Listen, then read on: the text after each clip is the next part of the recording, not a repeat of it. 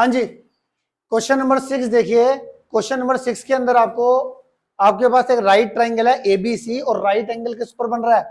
Eight सी पे। Right angle किस पे बन रहा है? एट सी पे। ठीक है जी। और यहां पर एम जो है वो मिड पॉइंट है किसका?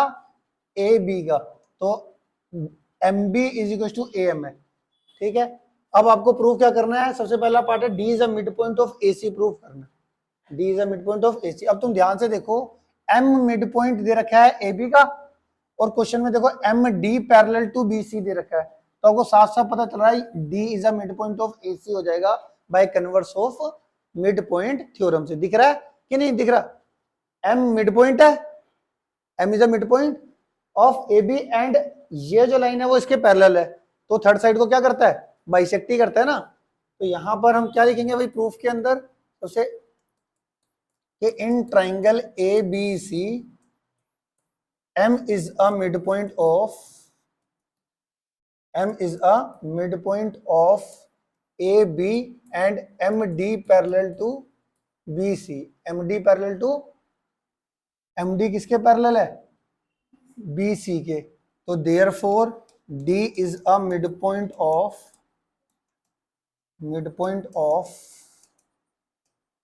AC. D is a midpoint of AC by converse of midpoint theorem. D is a midpoint of AC by converse of midpoint theorem. ठीक है जी, क्लियर हो गया? आ गया समझ में? आगे चलते हैं जी। पहला पार्ट प्रूफ हो गया हमारा। सेकंड पार्ट प्रूफ करना था M D perpendicular to AC. M D perpendicular to AC मतलब यहां पर आपको 90 डिग्री दिखाना है इस वाले एंगल पे। इधर दिखला दो या इधर दिखला दो, है ना। एम डी परपेंडिकुलर टू क्या दिखलाना है?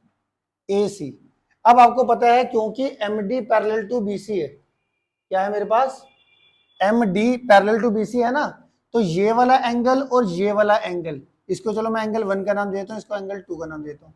एंगल 1 तो 90 डिग्री है ही, तो एंगल 2 भी क्या होगा? 90 डिग्री। कैसे? Corresponding angle. ये दो लाइनें अगर पैरेलल है तो एंगल 2 और एंगल 1 क्या होंगे?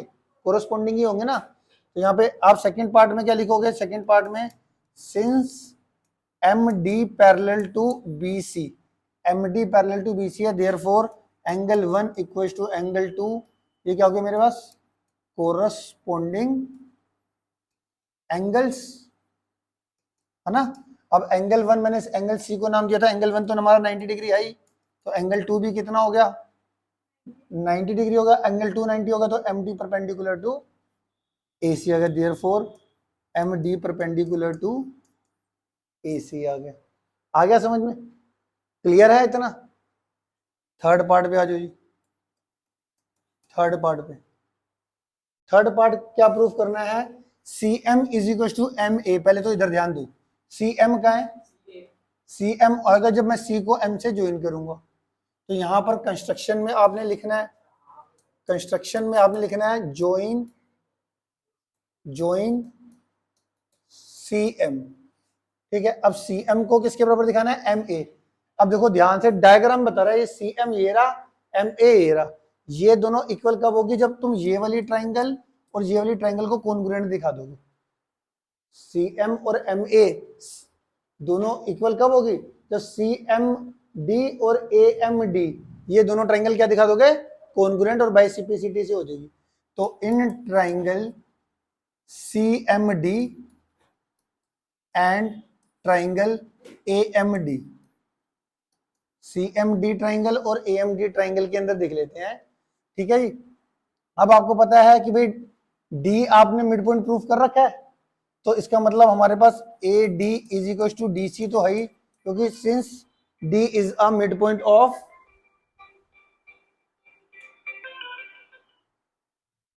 D is a C M D और एम सी एम डी और ए एम डी ट्राइंगल में D is a mid point of क्या है? A C. तो हमारा A D is equal to D C आ जाएगा। यहां पे लिख देना D is a mid point of A C. ठीक हो गया। A D equal to D C हो गया। एम डी कॉमन हो गया। एम डी क्या हो गया? कॉमन हो गया। और और बताओ, और एंगल देखो, ये जो ये वाला एंगल और ये वाला एंगल, ये तो दोनों 90 होंगे ना, ठीक है। तो यहां पर इसको एंगल 2 नाम दिया, इसको एंगल 3 का नाम दे दो। एंगल 2 और ये वाला इतना एंगल, ये एंगल 3 का नाम दे देता हूं मैं। इसको मैं एंगल 3 का नाम दे देता हूं। तो angle 2 equal to angle 3 each 90। Each क्या हो जाएगा 90, ये भी 90, ये भी 90, दोनों क्या हो गए 90 डिग्री।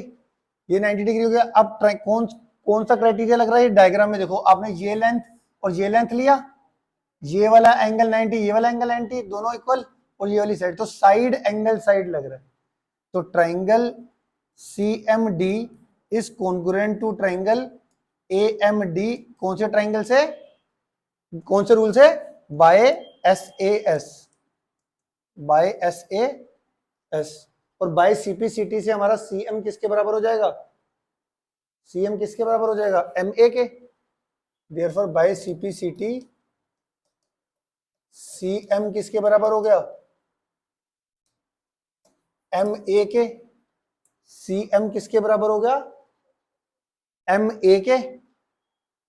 अब CM अगर MA के बराबर है और M मिड पॉइंट है AB का, M किसका मिड पॉइंट है, AB का, तो AM को आप हाफ ऑफ AB लिख सकते हो।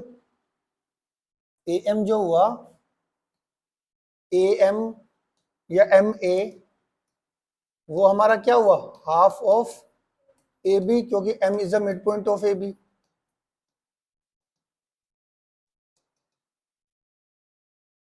है ना। तो इन दोनों से अगर देखा जाए तो therefore CM is equal to MA is equal to half of AB। Clear है, आ गया समझ में, ठीक है।